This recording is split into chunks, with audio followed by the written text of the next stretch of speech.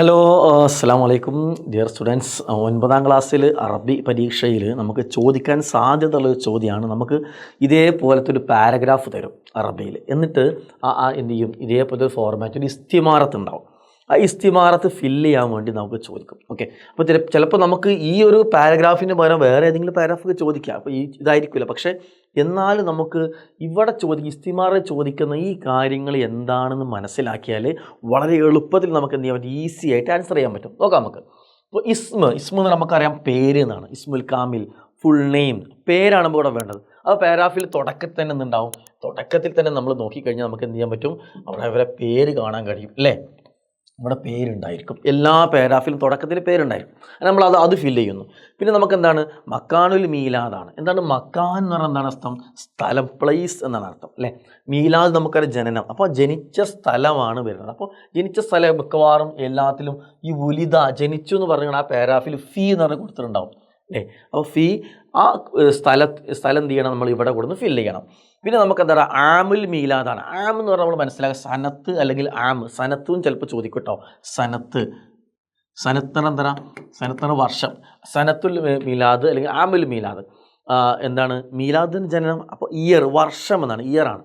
അപ്പോൾ മിക്കവാറും ജനിച്ചതിനെ കുറിച്ച് പറഞ്ഞ തൊട്ടടുത്ത് എന്തുണ്ടാവും, അതിനെക്കുറിച്ച് പറയുന്ന വർഷമുണ്ട്, അത് നമ്മളോട് എടുത്ത് എഴുതാം. ഓക്കെ, ഇനി നമുക്ക് എന്താണ്ടത്, ഇനി ഇതിൽ ചിലപ്പോൾ നമുക്ക് പരിചയമില്ലാത്ത എന്തെങ്കിലുമൊക്കെ ഉണ്ടാവും. അപ്പോൾ അത് ശ്രദ്ധിക്കണം. ഇപ്പോൾ തഅല്ലുമുൽ ഇബ്തിദാഇ ഇവിടെ കൊടുത്തതാണ്. അപ്പോൾ ഇതേ സംഭവം ഇവിടെ കൊടുത്തിട്ടുണ്ടാവും, ആ പാരഗ്രാഫിലുണ്ടാവും. ഓക്കെ, അപ്പോൾ ആ പാരഗ്രാഫിൽ ആ പറയുന്ന സെൻറ്റൻസിൽ എന്ത് ചെയ്യുന്നു, അതിൻ്റെ അവിടെ എന്താ എഴുതേണ്ടതെന്ന് ഉണ്ടാവും. അത് നിങ്ങൾക്ക് മനസ്സിലായില്ലെങ്കിൽ നിങ്ങൾ ആ സെൻറ്റൻസ് അതേപോലെ എന്ത് ചെയ്യുക, എടുത്ത് ഇവിടെ പ്ലേസ് ചെയ്യുക കേട്ടോ. ഇനിയോ ഇസ്മ നമുക്കറിയാം പേര് എന്നാണ് അർത്ഥം. ഇസ്മു ദീവാൻ, ദീവാൻ നമുക്ക് എന്താണെന്ന് അറിയില്ല എന്ന് വിചാരിക്കാം. ദീവാൻ എന്ന് പറഞ്ഞാൽ സമാഹാരം എന്നാണ്, അറിയില്ല എന്ന് വിചാരിക്കാം. ഇസ്മ ദീവാൻ എന്ന് പറഞ്ഞാൽ ഇസ്മാണ് നമുക്ക് മനസ്സിലായി. അപ്പോൾ ഇവിടെ ഉണ്ടാവും ദീവാൻ, ആ പാരാഗ്രാഫിലുണ്ട്. അപ്പോൾ അതിനിവിടെ പേര് കൊടുത്തിട്ടുണ്ട് അല്ലേ. അപ്പോൾ ആ പാരഗ്രാഫിൽ ഉണ്ടാവും. ഇനി അതല്ലെങ്കിൽ നിങ്ങൾ അവിടെ ഉള്ള സെൻറ്റൻസ് അതേപോലെ എടുത്ത് എഴുതുക കേട്ടോ.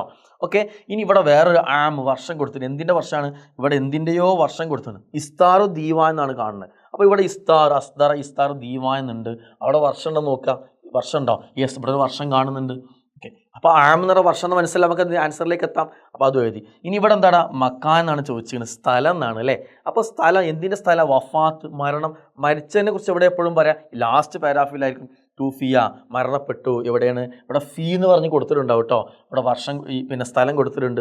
ഇനിയോ നമുക്ക് എന്താ പറയുക, ആം വർഷമാണ്, ഇയറാണ് വേണ്ടത്. എന്തിൻ്റെ, വഫാത്തിൻ്റെ ഇയർ. അത് ലാസ്റ്റ് കൊടുത്തിട്ടുണ്ട്, ഒരു ഇയർ കൊടുത്തിട്ടുണ്ട് അല്ലേ. അപ്പോൾ അത് ഇങ്ങനെ നമുക്ക് വളരെ ഈസി ആയിട്ട് എന്ത് ചെയ്യാൻ പറ്റും, ഇങ്ങനത്തെ ഇസ്തിമാറ ഫില്ല് ചെയ്യാൻ പറ്റും. ഈ തരത്തിൽ ക്വസ്റ്റ്യൻ വന്നാൽ വളരെ പെട്ടെന്ന് അടിപൊളിയായിട്ട് എന്ത് ചെയ്യുക, ആൻസർ എഴുതാം. അസ്സലാമു അലൈക്കും.